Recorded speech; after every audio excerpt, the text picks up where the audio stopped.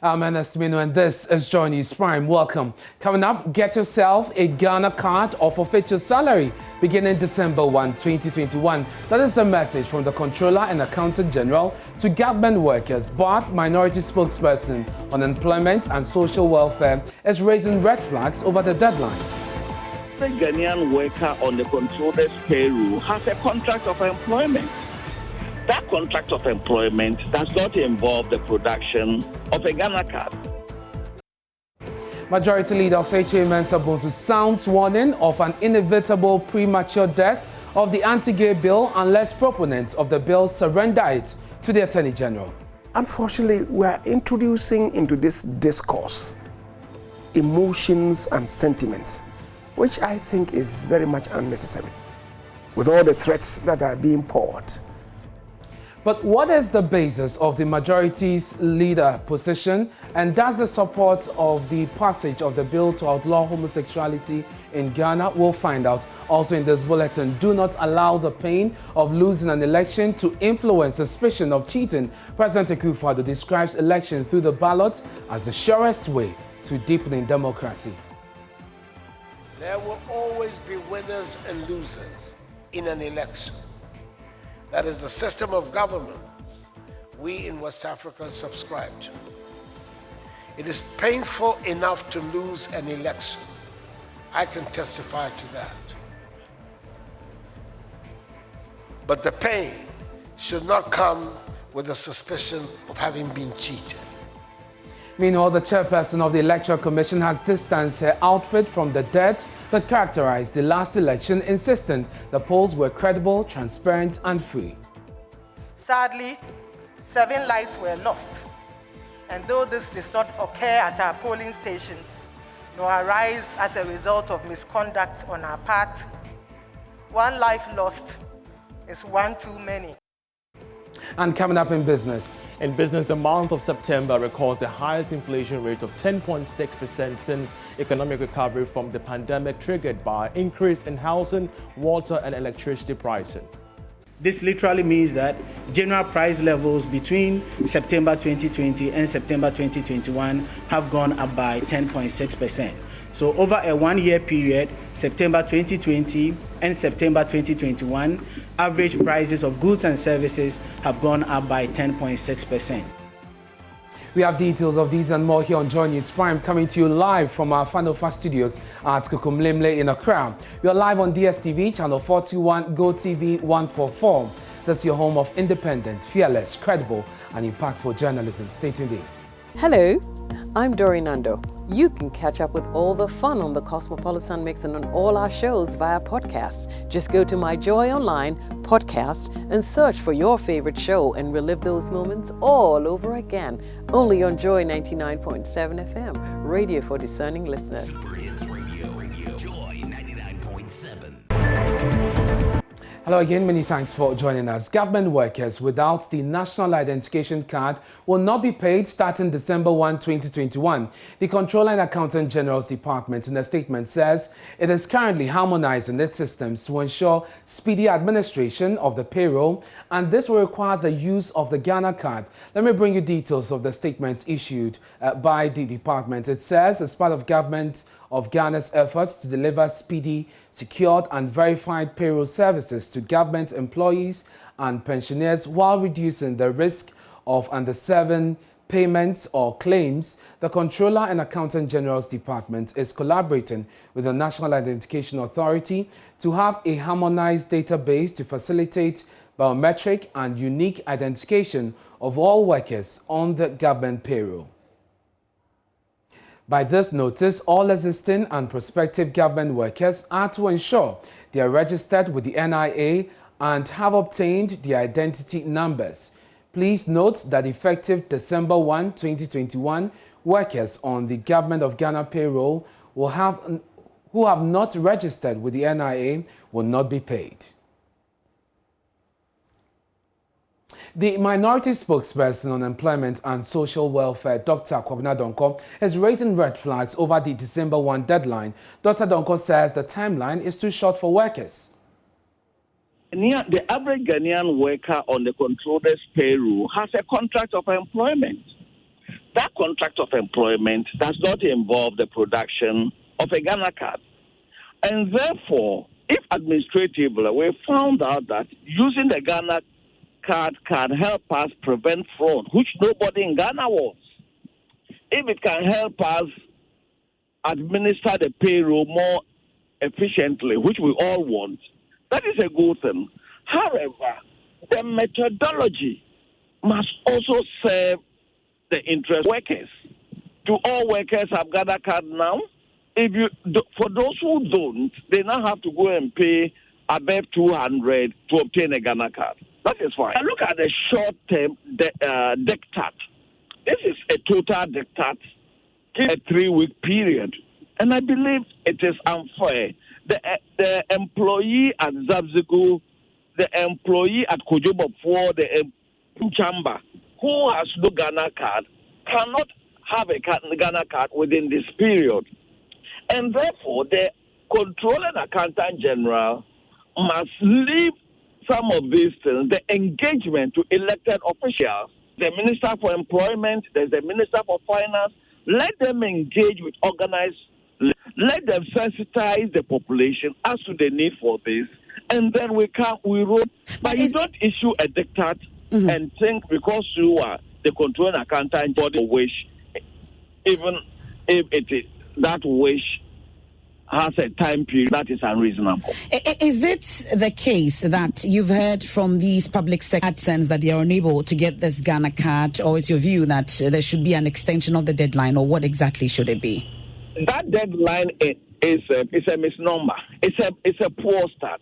Let the Minister for Employment, the Minister for Finance, and other elected officials, let them engage organized labor, let them engage other trade union representatives, let them engage the general public, sensitize us in sufficient time. I've spoken to a number of workers as we speak, and a number of workers have told me the time is just too short. Some of them don't have the Ghana card. Remember, the Ghana card, getting the Ghana card when it was launched was not easy. There were a lot of headers. Joy News reported on some of the challenges then. So we are rolling out the Ghana card again, but under a different regime, where you now have to pay for it.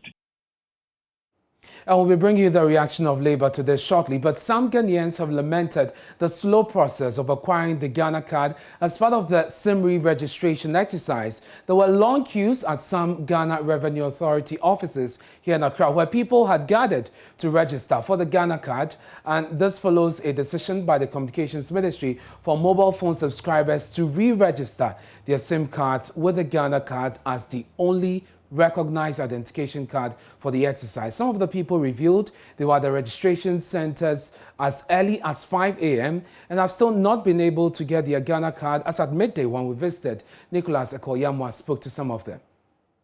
Came here around 5. 5 a.m.? Yes. Have you been able to register? No, not yet. Yes. Very difficult because some people will come late, but they will do their own for them. I came here since Monday. I came Monday, Tuesday, today too I'm here. I didn't go to school Monday, Tuesday, today too, just to do the Ghana card. I came around 3:29 in the morning. You mean 3:29 a.m.? Yes, please. When I came, they gave us some numbers. I think it's from 1 to 50. I was number 4, but the person who is supposed to guarantee for me, they said he's not a professional worker, so they will not allow him to voucher for me like how they do it some way. So I'm waiting for someone who will finish, then the person then guarantee for me.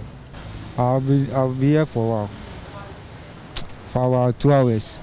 I think 3 hours. They said they have already counted them.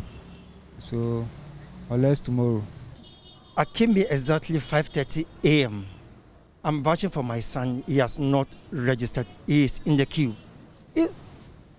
It's going very slow. Seriously, I don't even know. But can you imagine? This is Ghana, and we're giving numbers, and then the number ended up to 45. But we find people with 58. They were rather ahead of us. So it created a pandemonium. We have to go and then sack those to 58 and 57. Yeah, so that's the issue. So I think as of now, it's going smoothly. I've been here since 5:20 a.m. Now that they give us tickets since morning around 6, and we are on the line. So I think I'll be the next person to go in. If they can improve it to make it a little bit faster, I think it will be better. Been here since morning, that's 5 a.m. As we've joined the queue, now it's like we are getting closer to do it, so I don't know. Maybe the challenge is that since maybe there's one person that's doing the registration, or it actually delays because we came here for a very long time and then still up to now we haven't done it yet, but we are still in the process. So I would have wished maybe if it's like there are many or 2 or 3 people that are doing the registration so that it can run fast. But since it's one person, so the process is very slow. I was at the Registrar General department, but when I got there, they told me they had already given numbers to them. That was around 7 a.m. And so I have to go and come back tomorrow. So I just came here to see if I'd be able to do it. Have you been attended to, or have the NI official told you anything? No, nothing yet. It's all parts because I'll be starting my service soon. And so if I don't get it, I wouldn't be able to get bank accounts and all of that stuff. So some of you have been reacting to this decision by the Comptroller and Accountant General and also the Communications Ministry for the re-registration exercise on social media. Let's go to Facebook and read some of your comments. This one says, what is so unique about the card? I think it is a misplaced priority. What is good about digitizing an economy which produces nothing and borrow more than 75% of GDP? I don't know why this government is harassing Ghanaians with this Ghana card. Fix the roads, hospitals, build schools, and most importantly, fix the economy. That is from Shalom, Father T. We also have Michael Biko writing and saying, please accept the Ghana card. It's the best for the country to move forward. Every country has an ID except Ghana. Ghanaians and foreign residents living in Ghana must have the ID for documentation and business transaction. That is Michael's comment there. Let's take another one from Wali Hazibilia. He says, so if a teacher is denied his salary because of the Ghana card, but he still goes to school and teaches, will he be paid, for example, his previous 2 months' salary as arrears when he gets the card? Well, when we get the authorities, we'll put this to them. NS Cardinal says, what kind of policy is this? What was Ghana card part of the contract?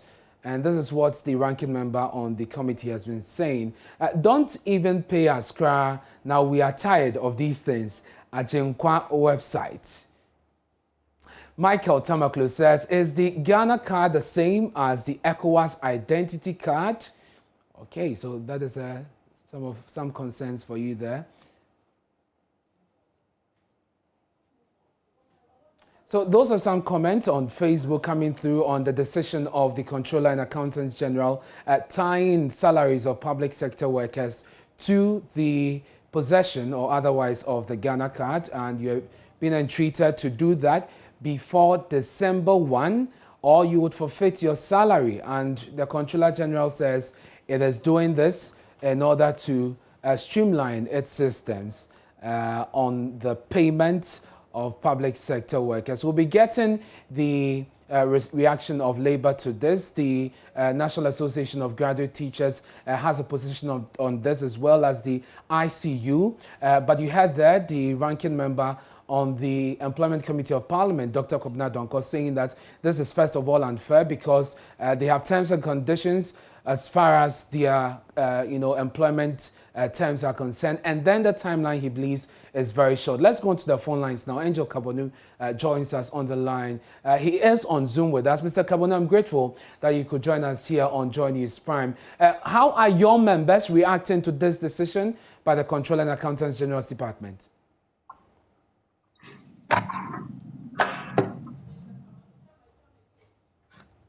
Well, Mr. Kabonu, if you can hear me, I'm asking how your members are reacting to the decision by the Comptroller and Accountant General's Department to tie their salaries, the payment of it, to their possession of the NIA cards or the Ghana card. Yeah, it is unacceptable for the government or the controller to tie anything at all to our salaries. As workers, there is a principle in labor relationship concerning compensation. Compensation is paid based on the work that you have done. Compensation is paid when there is injury to you in the job that you have done.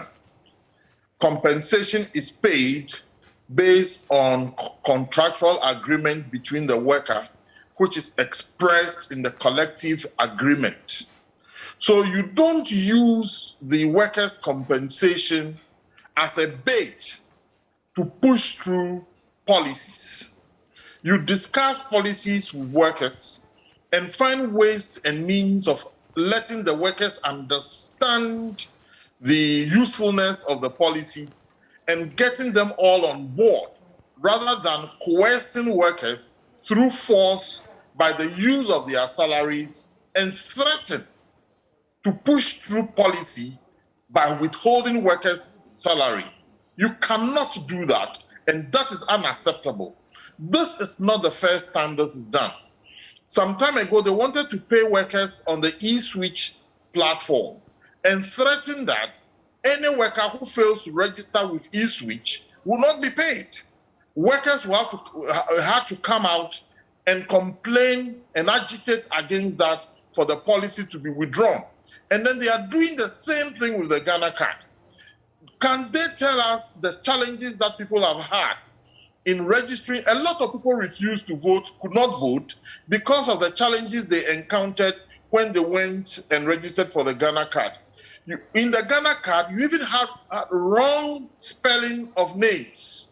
Misapplication, birthdays, and so on and so forth have been wrongly imputed. So when you want to use, are you using the Ghana card to replace the staff identity card that the controller and accountant general is operating?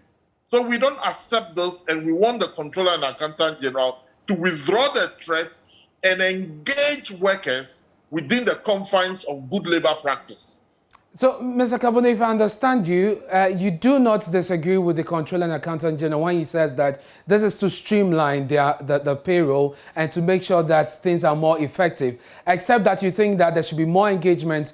And what do you think about the timeline as well, the December 1 timeline? I don't know what went into the timelines. I don't know what the timelines is meant to do. I don't know whether it is such that the system that they are using currently will crash on the 31st of December. I do not know, because they have not engaged anybody. This is a unilateral fiat passed by Controller and Accountant General, and it flies in the face of good labor practice, and they should withdraw it and engage us. Let them make us understand how the use of the Ghana card number is going to improve upon salary administration. Let them make us understand that. Mr. Kabonu, kindly hold it for me. We're joined by Morgan Ayewene, who is the General Secretary of the ICU. Mr. Ayewene, thank you very much. Majority of your members may not be directly affected by this, but you have a concern with this directive issued by the Controller and Accountant General's Department. What is it? Yeah, as you rightly put it, our members does not fall within the category of workers under reference. That notwithstanding, as a responsible union, we have genuine concern. What am I talking about? It borders on the locus of the Controller and Accountant General to issue such a directive. The question is, does he have the locus to issue a directive bordering on payment of salaries? Salaries are a critical part of the terms and conditions of service. We did not, organized labor did not negotiate the salaries and terms and conditions of service of the public sector workers with the Controller and Accountant General. These were arrived at by Government Employers Association and Labor. So it is only the social party or partners and stakeholders that can, delve into matters relating to a salary. So I don't know where the Controller and Accountant General got his, authority from to unilaterally issue a decision to not to pay a worker. Even the conditionality itself is problematic. Why do we have to condition the issuance or the acquisition of national identification card to payment of salary? Well, Mr. Yawane, NAGRAT would want this withdrawn. What is the position of ICU? What would you want the Controller and Accountant General to do following these concerns you're raising? Yeah, instead of issuing, conditionality and then giving deadlines, we think that they should take time and establish offices in all the districts. That is number one. Number two, they should take the process to various offices and then get the workers to register in their massive form. We think that is the only way that the national identification card will be able to achieve their objective. Very well. Limiting it to public sector workers alone, is their target the public sector workers, or they are targeting all Ghanaian workers and, for that matter, Ghanaians? We have more workers in the private sector and the informal sector, as opposed to the numbers that we have in the public sector. Yeah. So for me, I think that this is just a window dressing, solution. Mr. Yawane, I want to thank you very properly. much. I want to thank you for your time. That's the General Secretary of the ICU, Morgan Ayew. We still have Angel Kabonu, who is president of NAGRAT, on Zoom with us. Mr. Kabonu, the cost component is also another issue that workers have been talking about. Assuming that the controller heeds the demands you're making, will that be an issue for you, for NAGRAT?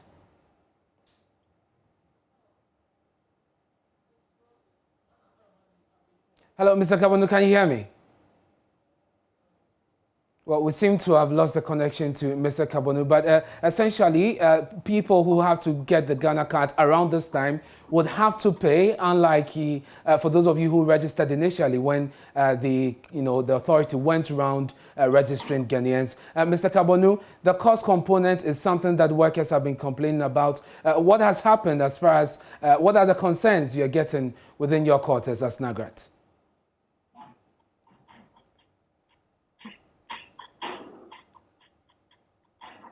You seem not to have a good... Mr. Kabonu, can you hear me? Yes, I can hear you. Yes, I just want to, as we wrap up on this conversation, have your take on the issue of the cost component. People who do not have the Ghana card will now have to pay for it. Is this NAGRAT, is this something NAGRAT is okay with? Should the other issues be addressed? In fact, I'm having difficulty in understanding why the Ghanaian should pay for Ghana card.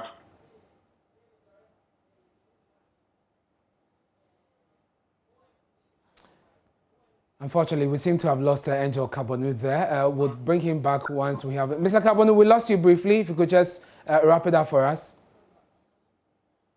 Yes, I'm having difficulty in understanding why the Ghanaian should pay for Ghana card when the government is funded the NIA to a huge sum of money prior to the elections. So why is the Ghanaian being made to pay for Ghana card? Now, when some Ghanaians pay for the Ghana card now, are we not discriminating against some Ghanaians as opposed to others? I'm beginning to have is that not the reason why they are beginning to relate our salaries to the Ghana card number? I don't think this is right, and they should withdraw this situation immediately. Very well. Thank you very much. Angel Kabonu is president of NAGRAT, joining us there on the directive by the Controller and Accountant General's Department. Away from that, former Deputy Power Minister John Jinapor is questioning government's commitment to cushioning Ghanaians against the effect of the hikes in fuel prices. The NPA has announced a suspension of the Price Stabilization Fund and recovery levies for the next 2 months to ease the burden on consumers. But speaking on PM Express, spokesperson for the oil marketing company, Kweku Ajimendria, said the 7% increase in fuel will reflect at the pumps by Saturday morning. Oh yeah, the trend is showing that way. You know, we don't know what will happen tomorrow. I mean, like Ngudu said earlier on, prices are so volatile. If it does, it's 7%, it's going to be increased. Definitely, it's something we have to pass.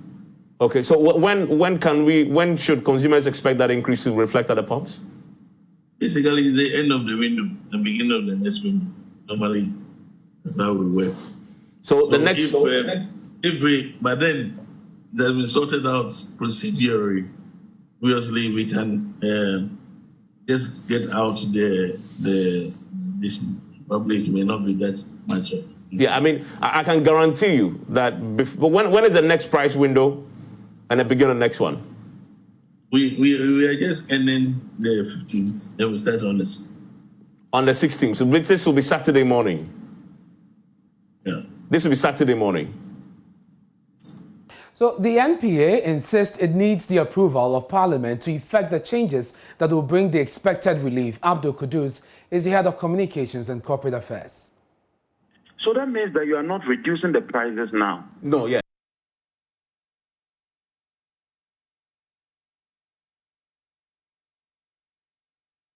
Okay, so we at NPA actually are looking at the next pricing window, that is from 16th. Which is this Saturday. This is what he's talking about. Absolutely. But you need parliamentary approval. Obviously. And but Parliament is not recess till 26th. I don't think when it's zeroed out, we need parliamentary approval. When but in their statement, they said they need parliamentary approval. When it's zero, yes, we do. Yeah, they do. I mean, that is MP. It comes under the Fees and Charges Act or something. Yes, it does. So Parliament must certainly look at it. But like I said, we are looking at the next pricing window. It's possible Parliament could take the decision tomorrow. I'm not too sure. Parliament is on recess. It is on recess, but till 26th. Yes, I don't know whether they need a total recall for that decision to be taken. I don't speak for Parliament, and I don't know how they do that. But the former Deputy Power Minister and ranking member on the Mines and Energy Committee of Parliament, John Jinapor, disagrees with the NPA. He says government can make use of the Stabilization Fund, which does not require the approval of Parliament. So that means that you are not reducing the prices now? No, yes. And that until Parliament resumes on 26th, the minister then has to lay the document. It is referred to the committee goes to deliberate, brings it to the plenary approves, and it's only 2 months. Is that not what they want to do? 2 months, yes. So the first thing is that the MPA should tell us how much do we have in the price stabilization levy. The essence of the price stabilization levy is to accumulate money so that when there's an increment like we are expecting, you can fall on that money to cushion consumers. So they don't need to even tell consumers that we are suspending, withdrawing, or whatever with the price stabilization. The price stabilization is supposed to be accumulating money. And when I check from the energy sector levies account, there's so much money in that account. It's unfortunate that I'm at a program. That's why I said I wish I was there. I would have pulled all the figures. Because we are talking of hundreds of millions of cedis, which can cushion consumers for a considerable period of time before Parliament resumes and decide whether to suspend that tax component or not. Because it's a tax. It is the Energy Sector Levies Act. So I'm surprised that the MPA says that they are waiting for Parliament to resume. So I'm asking that MPA, how much do you have in the price stabilization levy? And how many weeks, days, or months can that amount cushion consumers? I think we should answer that question. Well, the Joy Research Desk has been doing some work on this, trying to answer the question of how much we've accrued in that fund. And as you can see over there, this is the 2020 performance of energy sector levy. And so the energy debt recovery levy has so far, as at 2020, 2 billion Ghana cedis. Price stabilization and recovery levy, which is what has been taken off for the next 2 months, if implemented by the NPA, 484 million Ghana cedis. The public lights levy has so far accrued 134 million. Then the National Education Scheme levy, 90 million Ghana cedis. The road fund levy has also accrued 1.7 million, and the energy fund levy, 41 million. So the price stabilization and recovery levy is what the ranking member was referring to, and that amount is 484 million. So we have a total of 4.6 billion cedis accrued so far, by ESLA. And so these figures are contained in the 2020 annual report of the management of the energy sector levies and accounts. And of course, we've been finding out from the Energy Ministry what their reaction to this is. Well, our sources there tell us that they do not agree with the John Jinapo, who is the ranking member on the Mines and Energy Committee on this. They say they're asking him to take appropriate channels to seek accountability if he's so interested. That is, filing a question in Parliament and getting the ministers of the various ministries to respond. Meanwhile, they say that the minority has been inconsistent because they questioned the NPA's authority to make some reductions a few months ago, and now they're asking the NPA to go ahead to do so without parliamentary approval. This is John News Prime with me, Ernest Menu. A high number of residents in the Oforiko municipality of the Ashanti region have failed to receive the second jab of the AstraZeneca COVID-19 vaccine. Majority of those who took the dose at the first time have not returned to take the second jab. This is a worry to the Municipal Health Directorate, as the area has a high number of COVID-19 cases. There's more in the following report. Out of a total of 34,512 residents in the Oforiko municipality who took the first dose of the AstraZeneca vaccine, 13,165 turned up for the second dose. According to the District Health Directorate, the populace failed to take the second jab due to misconception about COVID-19 vaccination. Speaking at a stakeholder engagement meeting, the District Health Director, Dr. Kingsley Osekwache, debunked myths about the COVID-19 vaccines. We are doing vaccination now, and sometimes the numbers are low. Those people coming for the vaccines are low. So we enlisted their help to spread the message to their community members so that will help improve on the vaccine uptake. Yeah, myths have played a role because of giving people false information about COVID, about the vaccine.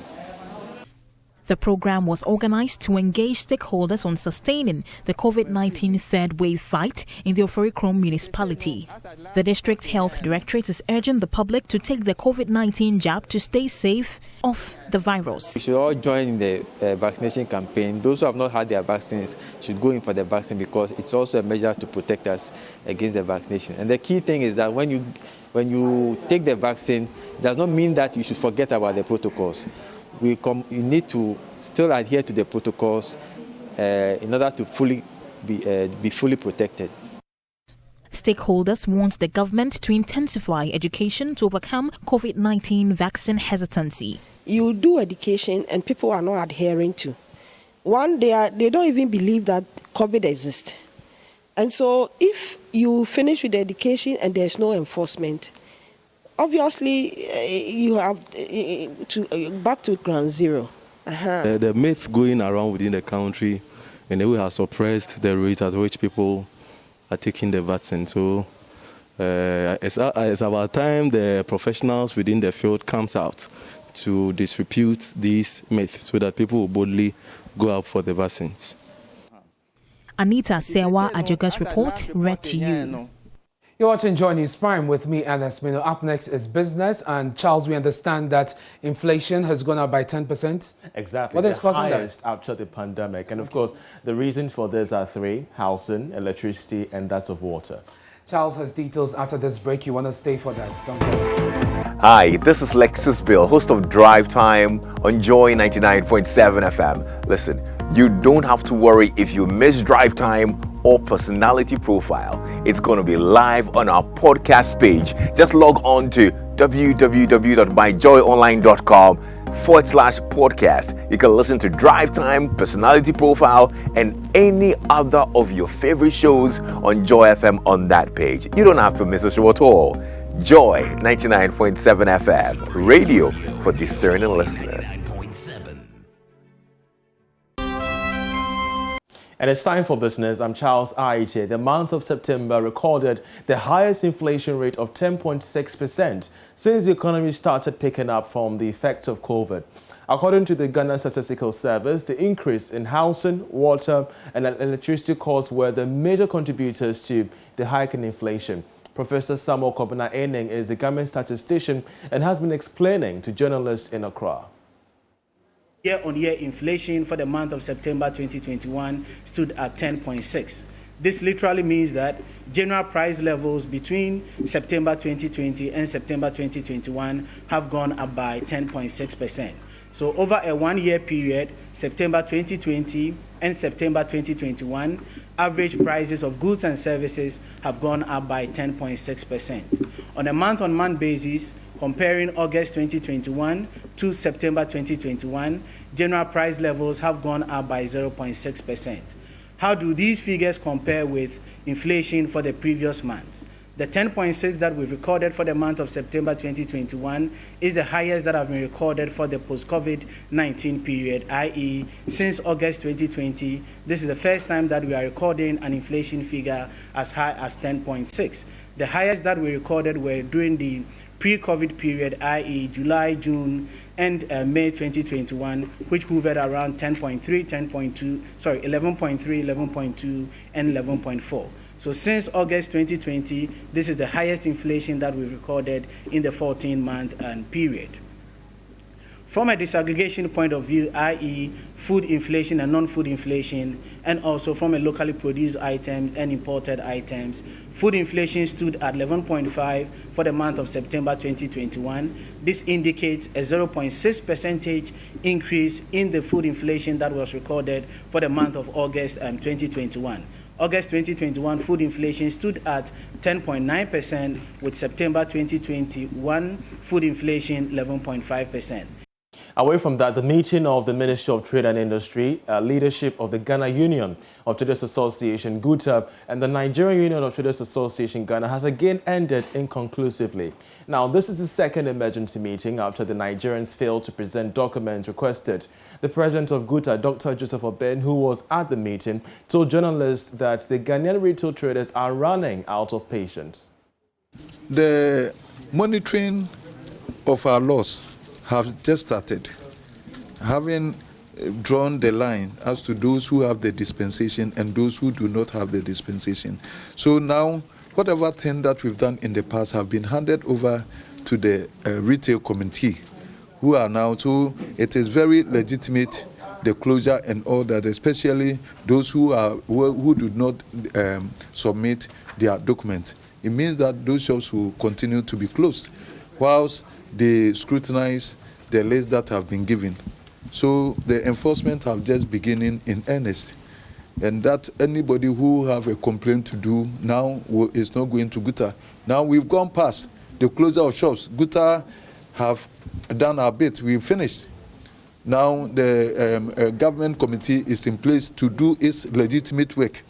So now if you see a shop is closed, it's being done by the retail committee, and it's not GUTA. So anybody who have any complaint to do with regard to any closed shop should just submit, go to their leadership, because the opportunity have been given to them is a dispensation, and entire lines were drawn.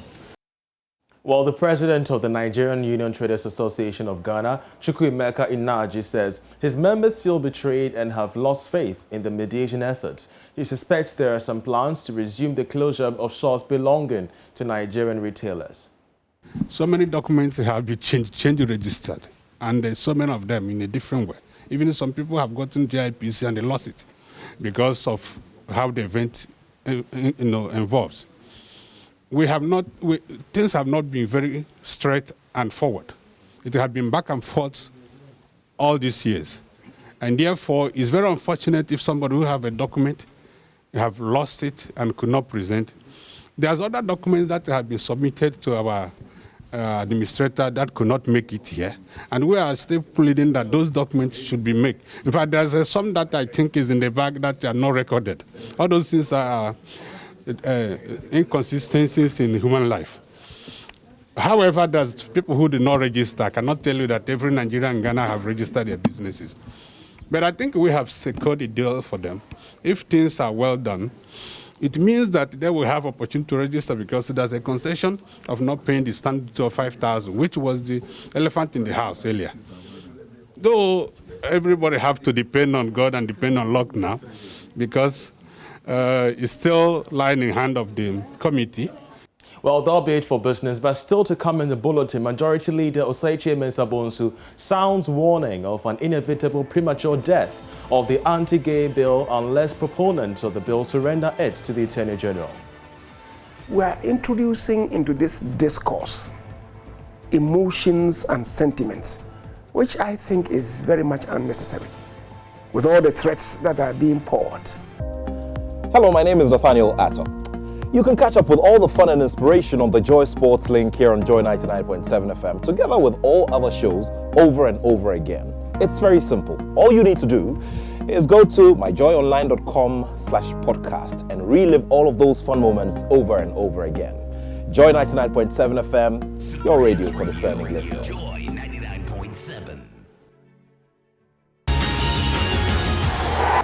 Now, the Minister for Youth and Sports, Mustafa Yusuf, has tasked the new board of the National Sports Authority, chaired by Seth Paunan, to reposition sports in the country. Speaking to Joy Sports after inaugurating the board, Yusuf said sports must be seen beyond recreation. My colleague Mutal Nabila Abdullahi was at the event and filed this report. The new National Sports Authority Board will be chaired by former General Manager of Wa All Stars, now Legon Cities, Seth Paunan. Minister of Youth and Sports, Mustafa Yusuf, who swore in the 15-member board, has tasked Mr. Paunan and his members to reposition sports in the country. The National Sports Authority, as you know, have a law, an act that regulates the authority. So the responsibilities are there, but as a minister, I also have a vision of transformation of the sports sector.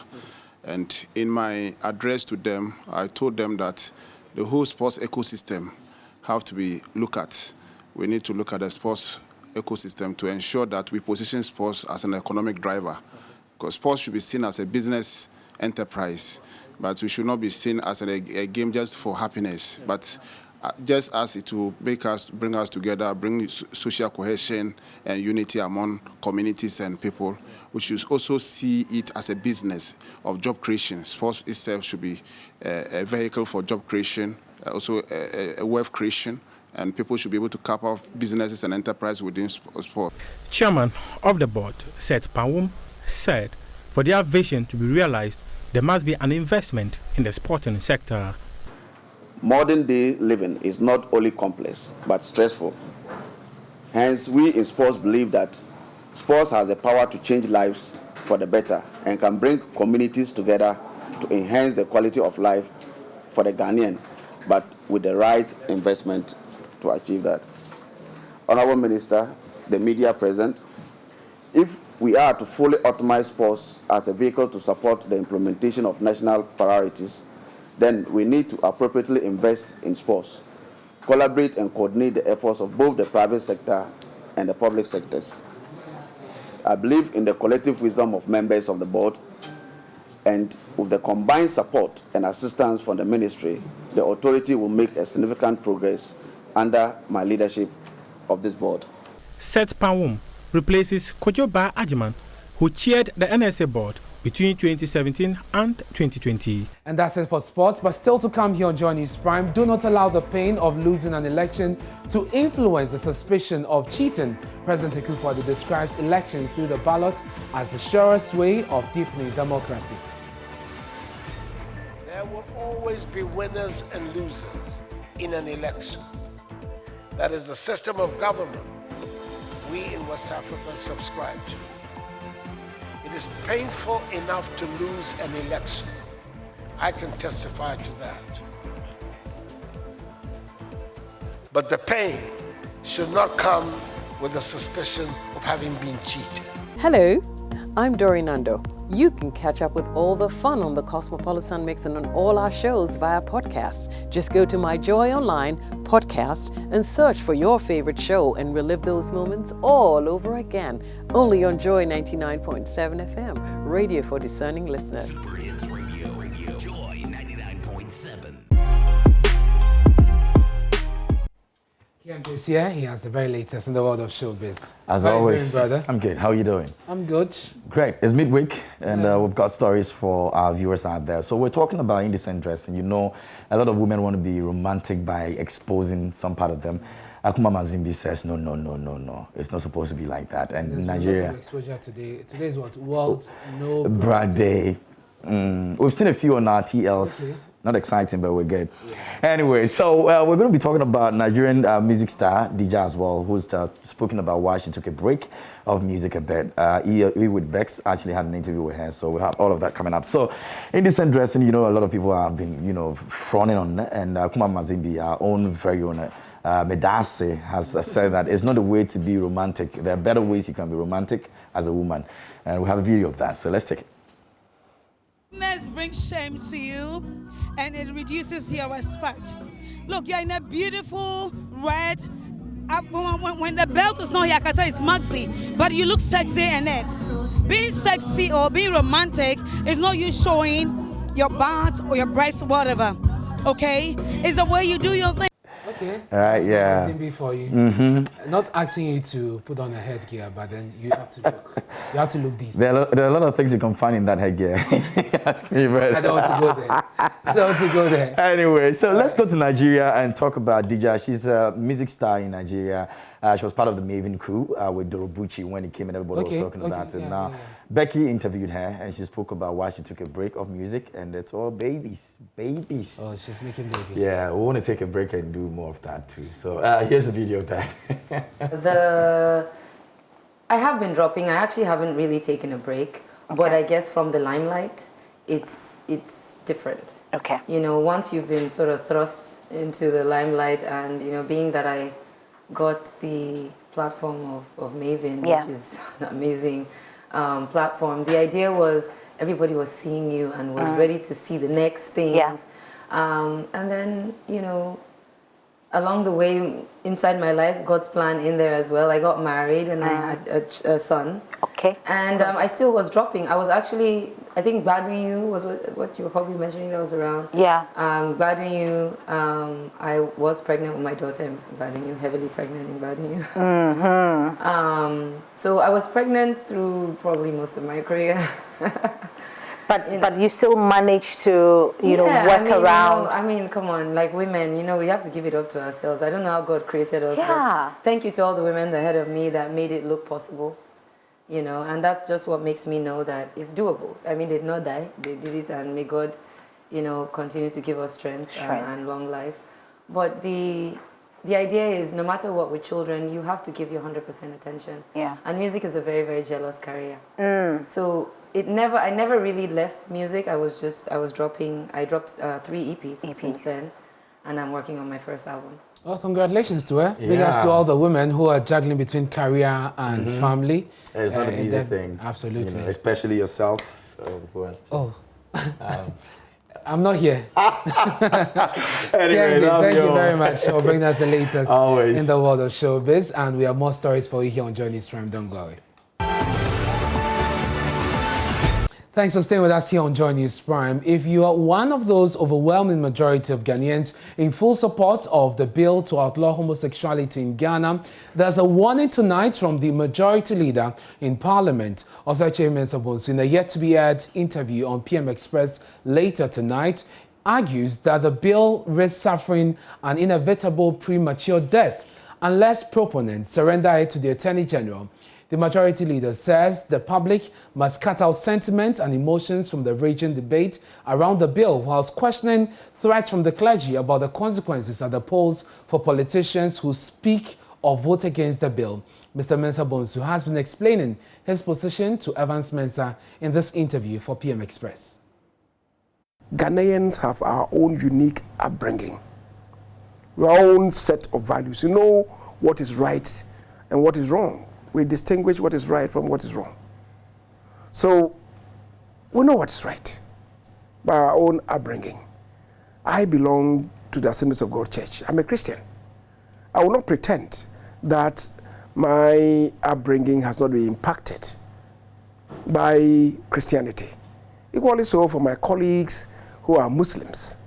They come from various ethnic backgrounds and brought up traditionally and culturally within the context of Ghanaian upbringing. So we know what is right and we know what is wrong. And I'm not too sure that I know of any ethnic group in this country that applauds what discussion is going on. But unfortunately, we are introducing into this discourse emotions and sentiments, which I think is very much unnecessary, with all the threats that are being poured into the arena. Which threats? Oh, people saying that we'll chase members of parliament with buttons and cudgels if they don't pass this law and so on. I think Vote you out? It's not necessary. Is it the case that, and people, somebody was even saying that, oh, we should telecast the discourse so people get to know who will be voting against what and so on. It means, you see, the people, some of them, they're not even following the conduct of business in Parliament. There's never been an occasion when in the consideration of any bill, we've shrouded it in secrecy. Everything is done in the open. And for those of them who are saying that, then we'll know who voted against the bill and so on and so forth. When at any stage do we vote on a bill? The only time that we take a major vote on the bill is when we pass it through what is called the second reading. It is there that the principles of the bill are elucidated on by the sponsors of the bill, usually from the executive, from government, or ministries, departments, agencies, right? Then the committee that the matter has been referred to would have gone to analyze the bill, listen to stakeholders, and from that and the memorandum, the accompanying memorandum, they'll come with a report. The report will tell us of the constitutionality of the bill, the purpose of the bill, what mischief has been identified, and the cure that is proposed to address the mischief, right? So when we have done that debate at that level, it is only at that time that a major vote is cast on the principles. And if you and I agree that no ethnic group in this country applauds this, why should anybody have any fear that any member of parliament is going to vote against the principles of the bill? So that is the majority leader, Osei Mensah Bonsu, there. So will the proponents of the bill surrender to the president and his attorney general to save the bill? Sam George is lead sponsor of the bill and he's been speaking on Top Story. The Speaker has the powers to say to the Business Committee, I want a report on this matter within 48 hours. And the Business Committee will oblige and present to the House a report in that time frame. The Speaker has the authority to state that I want a committee's report in 2 weeks. And the Business Committee will be obliged to carry out the instructions of the Speaker. So when he says that the Speaker cannot set timelines, again, that is a misrepresentation of the standing orders and the procedure of Parliament. And I mean, for me, I really do not get what this whole jittery nature about this bill is. I mean, I have tried my best and I continue to maintain that this bill is apolitical. I see a very nuanced gesture to introduce partisan politics in here. I mean, in the last 48 hours, he's held a press conference on a bill he has not read. He's granted an interview to you on a bill he has not read. He's passing value judgments on a bill he has not read. I mean, if Honorable Osei Mensah Bonsu has any input to make into the bill, he will have his opportunity to have his say on the floor of the House during the second consideration stage. Some George, to the substantive matter he raises about this bill imposing cost on the consolidated fund. To your bill, I'm quoting from the memo. You say the bill, quote, simultaneously extends opportunities to access to medical and psychological support to affected persons to take advantage of those opportunities and to facilitate their integration into the larger society. Who bears this cost? Civil society, private medical practice. Not the state. So absolutely not. If you say that the bill should not have any cost element whatsoever, when you pass a private member's bill, the Attorney General would definitely have to do a legal opinion to the government or to the president before he appends his signature or appends to it. Is that also not supposed to be cost? Is that not, even if he sends an email, that data is going to be paid for by the state. If he prints it on paper, it is going to be by the state. So if you go along those lines, then you can never have a private member's bill. Well, Mr. John, the Constitution is not ambiguous here when it says who will make that determination. Yeah, it says the opinion of the person presiding. Mr. John, just for the sake of time, the majority leader is clear that you need to surrender this to the presidency and to the Attorney General for this to have any chance of real success long term. Are you ready to get the state to take this over? Unfortunately, that won't happen. Parliament is in the process of its deliberation, and like I said, these are early days. But maybe the majority leader should go and find out from the Attorney General if we reached out to them in the preparation of this bill and what was their response at the time. That response does not engender any hope or trust from my end and my colleagues. Away from LGBTQ plus and matters arising, do not allow the pain of losing an election to influence the suspicion of cheating. Those are the words of President Akufo-Addo to disappointed presidential aspirants on the continent. His emphatic elections through the ballot box represents the surest way of deepening democracy on the continent, insisting no amount of justification can be accepted for military takeovers. Addressing the ongoing ECOWAS Parliament Forum at Winneba in the Central Region, the president called on member states to respect democratic institutions and also urged supporters of elected governments to work. There will always be winners and losers in an election. That is the system of governance we in West Africa subscribe to. It is painful enough to lose an election. I can testify to that. But the pain should not come with the suspicion of having been cheated. The authority of any elected public officer is vested in the people, and this can only be legitimately exercised through free, fair, and credible elections.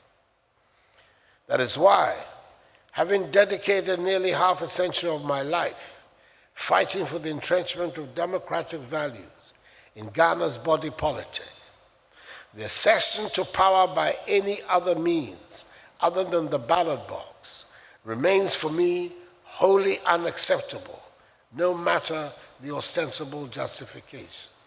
I'm convinced that we will continue to improve on our electoral systems and processes. Out of duty towards our children and grandchildren, we must not give up when it comes to guaranteeing the integrity of the electoral process and consolidating peace through the establishment of accurate electoral registers, the due validation of candidatures, the material organizations of the ballots, and the proclamations of authentic results. The 2020 election won by the NPP also left some 7 people dead from the election-related violence. Former President John Mahama has called for an independent body to investigate the violence, but the chairperson of the Electoral Commission, Jean Mensah, says her outfit cannot be blamed for issues outside the polling station. She also spoke about the cost of the elections. Happy to note that we reduced the cost of our election by 41% compared to 2016, notwithstanding inflation and price hikes and the fact that we incurred additional costs owing to the COVID-19 protocols we deployed throughout the election. We cut the cost per voter from $13 per head in 2016 to $7.70 per head at a time when the cost of elections is rising world over. Through this reduction in cost, we saved our government a formidable sum of $90 million. We met with many challenges, but we surmounted most of them. And those we could not overcome, we learned from. Sadly, 7 lives were lost. And though this does not occur at our polling stations, nor arise as a result of misconduct on our part, 1 life lost is 1 too many. We are confident that our security agencies will share their findings and recommendations for future learning. Jean Mensah also scored the EC high points for the organization of the 2020 elections. Permit me to highlight a few of the successes of Ghana's 2020 election. We proved that elections in our sub-region can be run efficiently in spite of the odds and challenges. Indeed, the global COVID-19 pandemic caused a major disruption to our election timetable as a result of the uncertainty and the fact that the suppliers of our electoral materials were unable to meet our procurement schedule owing to the global lockdown. As a result, it was only 6 months to our elections that we were able to commence our electoral processes. And yet, ladies and gentlemen, within that short space of time, we completed every electoral process, including introducing and deploying a new biometric voter management system comprising hardware and software, and preparing a new biometric register. This and other electoral processes were undertaken within a space of 6 months, from the 30th of June, when we started the registration exercise, to the 9th of December, when we declared the presidential results. To our Drive Safe campaign now, in 8 months alone, 2,000 people have been crushed to death on Ghana's roads, triggering a review of the road traffic regulations to impose stiffer sanctions on offenders. A national consultative forum underway in Accra will review the road traffic regulations 2012, that's LI 2180, to improve road safety as well as security. The road traffic regulations was passed by Parliament in July 2012 to give effect to the enforcement of the Road Traffic Act 2004, that's Act 683. To date, significant provisions are yet to be implemented due to identified technical and legal deficiencies associated with them. Now, we have some graphics to break it down for you, and this has been put together by the Joy Research Desk. So as you can see on your screens, we have 235 people constituting the number of persons killed in September 2021. Number of persons injured, 1,315, and the number of persons who involved in vehicle accidents, we have 2,167 so far. Again, in September 2021, we have 59 people being killed by pedestrian knockdowns and 169 the number of persons injured, in pedestrian knockdowns. For motorcycle crashes, we have 98 being killed as a result. The number of persons injured is 356 and 429 people involved in the accidents altogether. So we have, again, from January to September 2021, 2,126 people killed in road crashes, 11,659 involved, that's injured persons in those accidents, and we have a total of 2,167 number of vehicles involved in the accidents. For pedestrian knockdowns, again, within the period of January to September, earlier what I brought you was just September. This one is January to September. We have 912 persons killed and 3,553 persons injured. For motorcycle crashes also within the period January to September 2021, we have 607 persons killed and 1,561 injured. Now, drivers and passengers who use the main Circle Lorry station are calling for immediate construction of a dedicated toilet facility in the yard. A visit by the Joy Clean Ghana team to the station, which serves as a transit point for thousands of people daily, revealed how both passengers and drivers are forced to use makeshift urinals. And that's not all. They have to cross the main road to the other side to access a public toilet. Manuel Kante was with the team and our reports. What you are saying is what I don't want to listen, because you still use the facility. Heated exchanges between AMA sanitation officers and a urinal operator at the main bus terminal of the Kwame Nkrumah interchange. The washroom in question is the only functioning place of convenience in the yard, serving tens of thousands of passengers and drivers who use the station as a transit point. Where is your toilet facility for here? In case a passenger gets here and then he has a problem and he wants to attend nature's call, where does he go? Because you are supposed to have that here. Yes, these ones even were made by ourselves. When the station was rehabilitated, they didn't provide those things. Well, across the road, there are 2 toilets there. For here, we don't have it. It has become breeding grounds for diseases and attacks patrons with a pungent smell.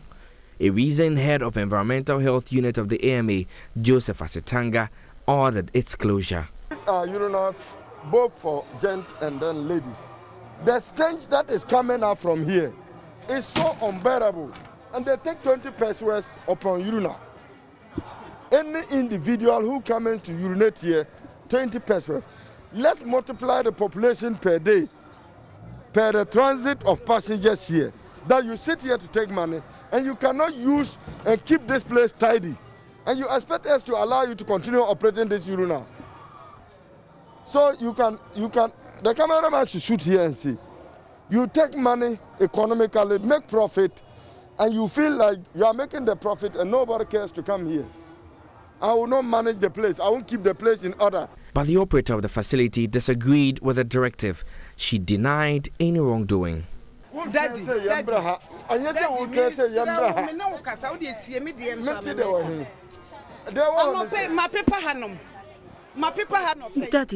Daddy, we have been cleaning this place. We have a chemical that we use to clean this place every single morning.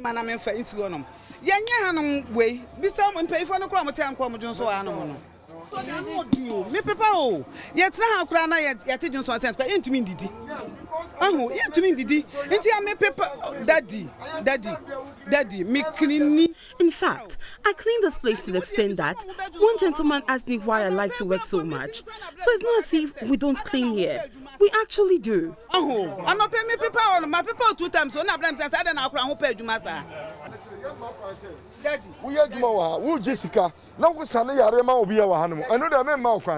While this progresses, passengers and drivers alike who use the park want the immediate construction of a proper toilet facility for them. Here big station but no toilet. The step out too much. Unless we go to the roadside.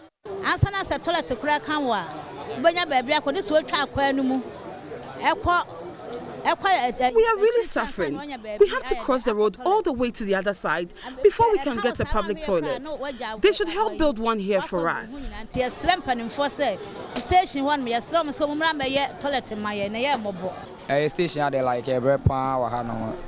It's very difficult for us here.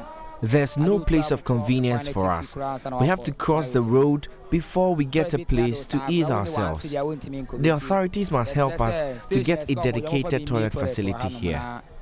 They have to help us and as you get one toilet at this station. If you want to do toilet, you have to cross the road before you go to toilet. So you are begging them to find toilet here for us. A two-story maternity ward is being constructed to help ease congestion at the Menchia Government Hospital in Kumasi. The 440,000 cedi project is jointly funded by the Otumfuo Osei Foundation and the Joburg Foundation, a charity organization. This follows a Love News report detailing extreme congestion at the maternity ward with women in labor sleeping on the floor. Here's a report by Erastus Saridon. On the bare floor. This video, shot in late 2019, documents the huge congestion at the maternity ward of the Menchia Hospital. Its contents showing a ward full with mothers on admission sleeping on the bare floor have generated huge public outcry and discussion. The situation we check on the ground indicates that the congestion and the issue of space is still a reality here on the ground. These maternity wards, the largest the size of an office canteen, hold a maximum of 9 beds each. They are all full most of the time, with mothers either expecting or delivered of their babies. After this report, the Menchia Palace has responded. Otumfuo's Hiahine and board chair of the King's Foundation, Nana Professor Oheneba Boache, cut short for work to begin on a 2-story expansion of the maternity ward. And we are familiar with the recent social media postings about how mothers and babies lying on the bare floor. This caught the attention of His Royal Majesty. We heard that the ward has 16 beds. I thought it was more than that. And 16 beds for the number of care that is being delivered, considering the vision to become a center of excellence in the provision of quality primary health care, is not enough. Thank God, partnering with Joburg, we are going to add 30 more beds. When completed, the facility is expected to increase the capacity of the Menchia maternity ward from the current 16 to 46 beds for a hospital which does 80 deliveries a week. Dr. Kamaruddin Koku Hussein is medical superintendent for the Menchia Government Hospital. The expansion of the maternity unit will be a great asset to the Menchia Government Hospital. It will also ensure dignity of our women before, during, and after childbirth. As we have seen, many of our wives and women sleep on the floor as a result of the congestion. The Joburg Foundation has sponsored the construction of a dressmaking center in Navrongo and a COVID center for residents of Englishi Amanfrom. President of the foundation, Joseph Magmos Mate, speaks on outlook for its third project, the Menchia Maternity Ward. So we are just going to build a ground floor and the first floor and then put in the space for them to be able to expand to at least about 30 beds more. What was the cost going to be? 440,000 Ghana cedis. How long is this going to take? 10 months. But with the kind of job Joburg Ghana does around town these days, it's possible it might be earlier. The project is expected to be completed in 10 months. Reporting for Joy News, Erastus Asaredonko, Kumasi. You're watching Joy News Prime with me, Anas Mini. We're taking a short break. When we return, Charles will bring you more business stories. Stay with us. Hi, this is Lexus Bill, host of Drive Time on Joy 99.7 FM. Listen, you don't have to worry if you miss Drive Time or Personality Profile. It's going to be live on our podcast page. Just log on to www.myjoyonline.com/podcast. You can listen to Drive Time, Personality Profile, and any other of your favorite shows on Joy FM on that page. You don't have to miss a show at all. Joy 99.7 FM, radio for discerning listeners.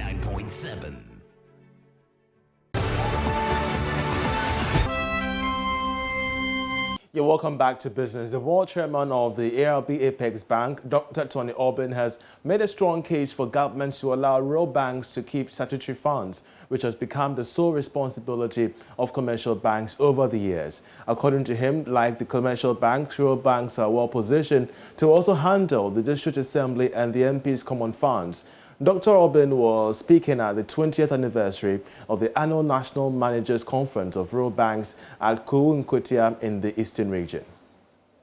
The conference brought together all chief executive officers and general managers of rural and community banks to deliberate on how successfully they can run their businesses in the face of COVID-19.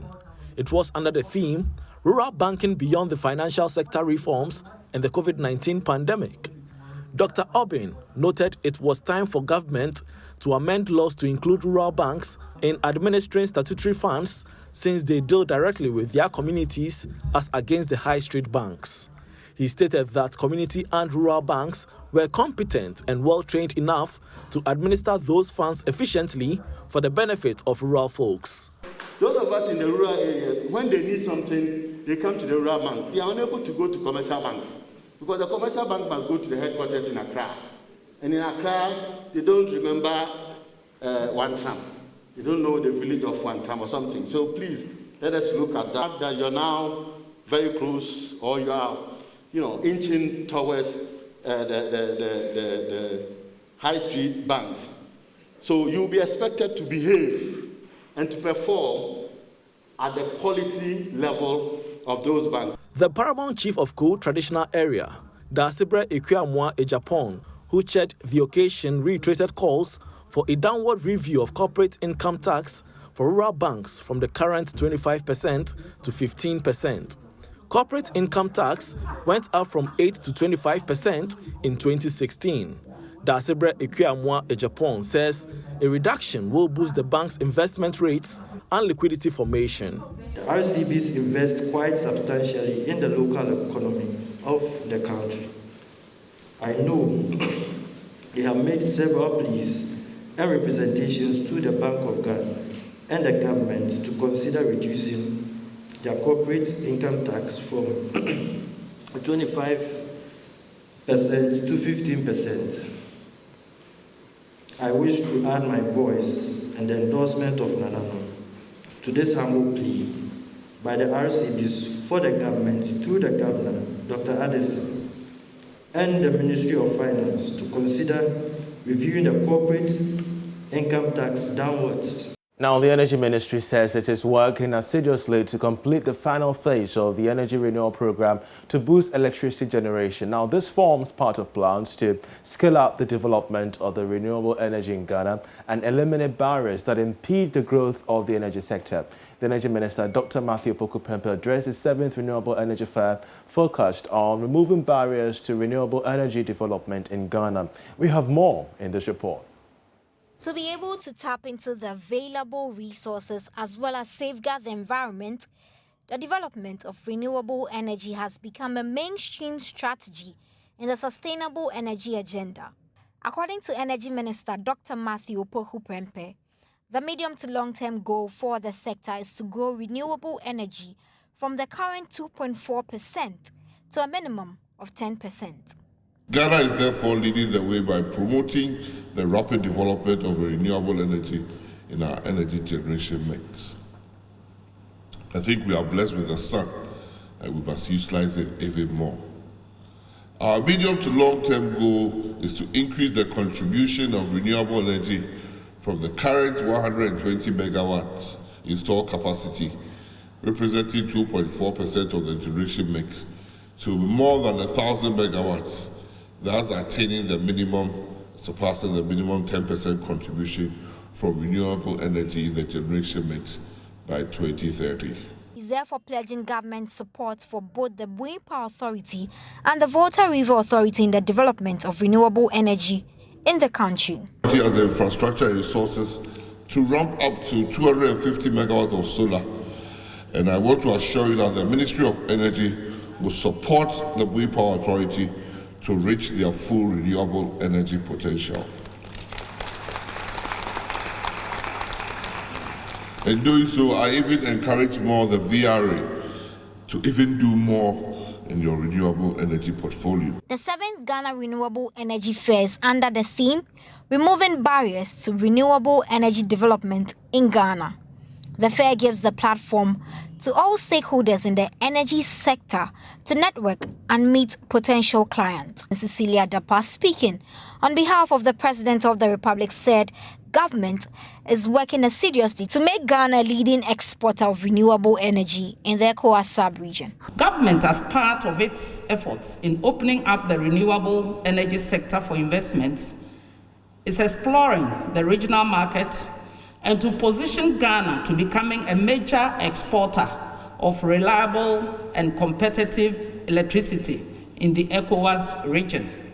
This will not only benefit Ghana in terms of foreign exchange earnings, but will also contribute to the regional economic inclusiveness strategy, strengthening energy security and peace in the sub-region.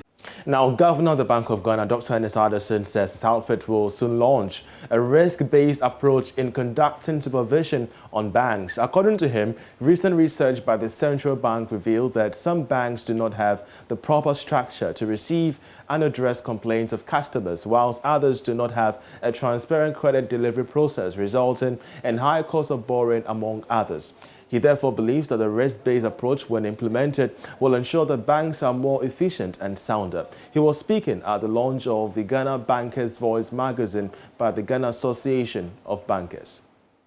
Research shows that some banks have poor customer relations because their activities appear centered on one area of specialization. The governor of the Bank of Ghana, Dr. Ernest Addison, indicated that a risk-based approach will be launched soon to ensure efficient supervisions at banks. To further ensure that consumer protection is adequately worked on, the Bank of Ghana is in the process of implementing a risk-based approach to conduct supervision. This means that the bank will move from the thematic silo-based conduct supervision to a more efficient risk-based conduct supervision. And all banks will be expected to put in place measures to mitigate such conduct risks. Speaking at the launch, Chief Executive of the Ghana Association of Bankers says a partnership with the National Development Bank will enable banks to give out long-term funding. This, he says, will help banks properly support businesses. Cost of long-term funding in the country is very high because people are looking at what is the benchmark around. We're working closely with our partners to ensure that we have access to the right funding mechanism to be able to extend long-term credit. We also see that partnering strongly with the proposed development bank can also be a very good avenue to having access to long-term funding to enable us intervene properly in the market. Meanwhile, senior partner at KPMG, Anthony Sapon, says the pandemic led to the revolution of the banking industry. He believes that this has contributed immensely to the recovery of the economy. If you look at the role of the banks, it was important that during this pandemic, one, they made sure that funds are available for the production sector to restart so that things can come into where we need them. And then again, to make arrangements so that people can have access to credit so they can get what they want.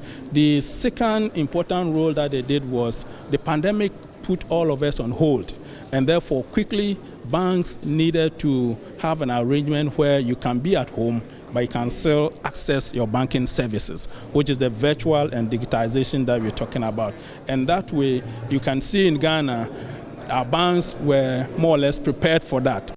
Now, there are calls for Ghana and other African countries to consolidate their economic gains to attract huge investment from the diaspora. Now, take a listen to the General Secretary of the Africa Private Sector Summit, Nelson Godfred Agyemang, teased the summit by the Ghana National Chamber of Commerce and Industry to deal with this issue.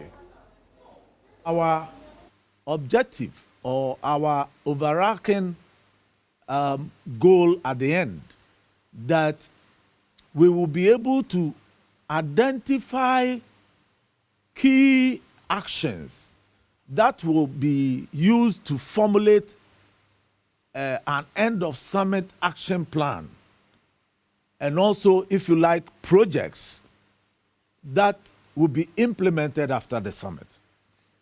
The reason is that we don't want our summits. What is unique about APSS as a think tank and a facilitator of the private sector in Africa is that we seek to provide action-oriented summit, not the usual talk shop. We want summit whose conclusions are implemented. And therefore, we have identified that to do that, once you bring the stakeholders around, there is a need for them to work within the summit period to provide action plans and projects that are solutions addressing the challenges we have identified, in order that we all go back to our respective places as sectors and subsectors, focusing on implementation of those action plans and projects, and report, since these are series of seminars, and report on the progress we have made in implementation in the subsequent summit. And as you may know, ladies and gentlemen of the press and the public, the third series will be in Rwanda sometime in 2022. And it is supposed to be a review summit, a kind of a monitoring and evaluation summit to look at what implementation have been done after Accra. And therefore, after the review, re-strategize to strengthen the interventions and go back and implement them, and then have a fourth series somewhere in Africa. We are here in Senegal, we are here in Nigeria. There are offers coming from the various countries. So whichever we lay on, we will also go there and report the post-Rwanda summit there as well. This is by way of giving you a perspective on the uniqueness of our role. Because our role is a facilitator, leveraging opportunities for the private sector, working with the chambers, complementing, filling gaps, galvanizing and invigorating. And so Mark will tell you sometimes I'm a bit pushy, but you bear with us. Because for us to move forward, we need action. If we will benefit from after, as private sector, we need actions. There is a lot to do. The agenda is a big one, and there is a lot to do. So we try to encourage multi-stakeholders to come around the table, and then we play our respective roles to be able to do this. Let me give you a few thoughts. How many minutes?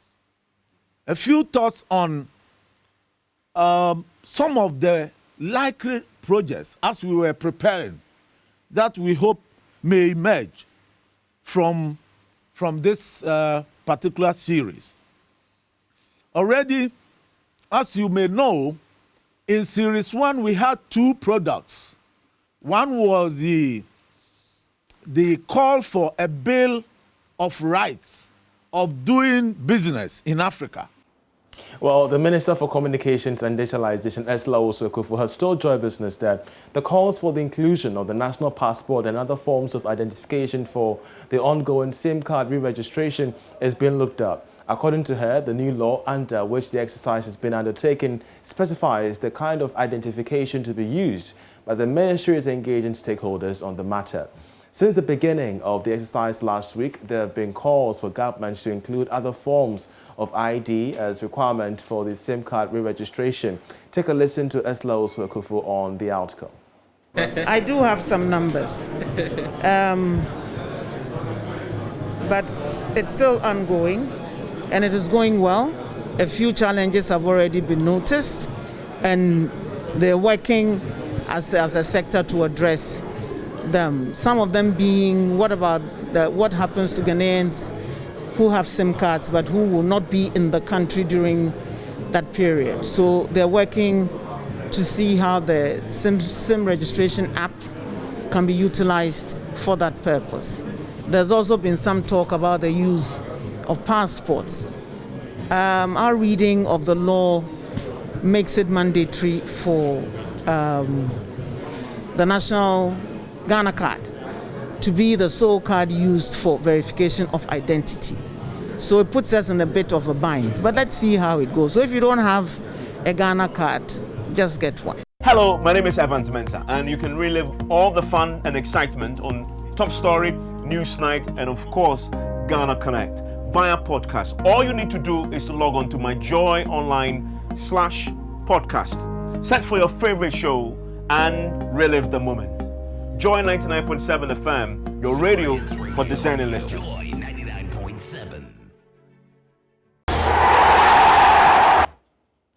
Thanks for staying with us. It's now time for sports, and Black Stars coach says winning matches is more important than playing well. Speaking after Ghana's win over Zimbabwe on Tuesday, the Serbian said he is excited to have gotten maximum points despite spending only 5 days with the team at the training grounds. There's more in this report.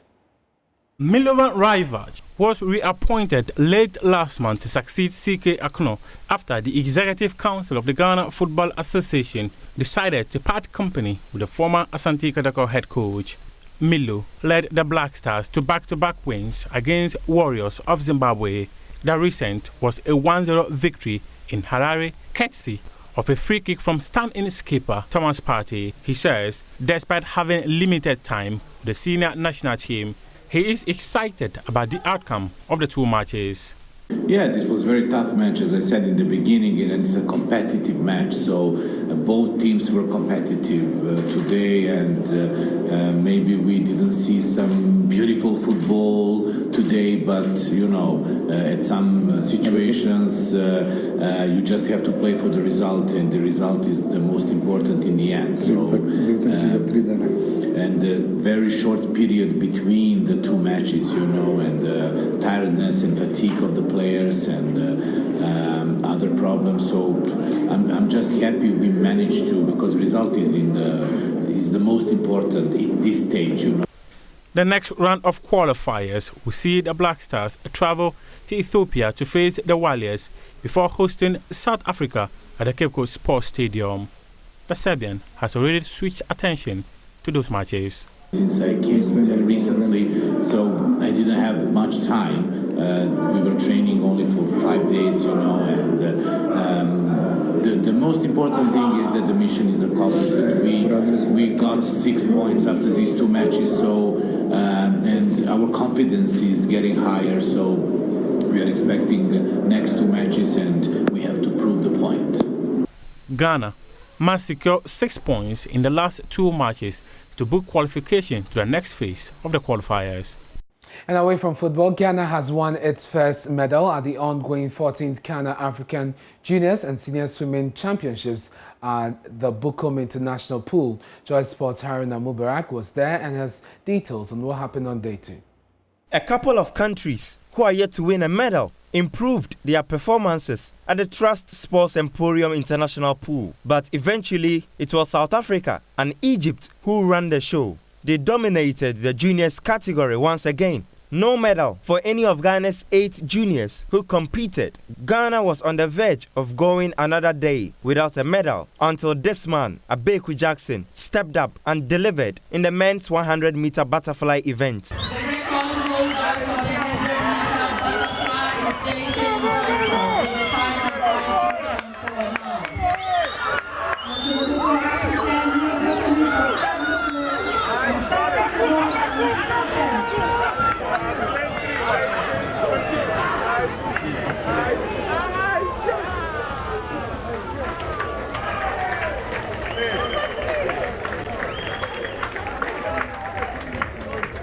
Abeku finished the race in the 3rd position with a time of 53.98 seconds. In his short career, Abeku has won over 30 gold medals for Ghana and represented the country at 2 Olympics, with the recent one being in Tokyo a few months ago, where he topped this race and set a national record of 53.39 seconds, which is why winning the bronze today feels like a defeat for the 21-year-old. The gold winner, an Algerian, Suwad Jawad, who finished the race with a time of 52.89 seconds, was understandably delighted. Actually, I was pretty happy to race. It's always good to race at the moment of the season. It's just the beginning, but I'm pretty happy about the time. And I hope I'm going to get faster and faster during the season. And also, I wanted to thank all the Ghanaian people because you have a so nice pool. Okay, the weather is a bit warm here, but it's always nice to race in another country in Africa, and I have a lot of respect for you. Guys, thank you very much. Abeku Jackson is the guy that Ghanaians trust, but you're able to beat him. How did you do that? Yeah, he was actually pretty fast, and I was a bit stressed to lose against him. And it was a very nice race, and I think at the beginning of the season it means nothing. And I'm sure he's a very good potential, and he will get faster and faster. So that's for me a concurrent, and I have to watch out. Ghana will be hoping to build on the bronze winning feat for more medals on day 3 of the games. And that's it for sports, but that's our show for tonight. Many thanks for your company. You can log on to myjohnline.com. You'll find many stories there. Up next is PM Express with Evans Mensam and Estimina. Good night.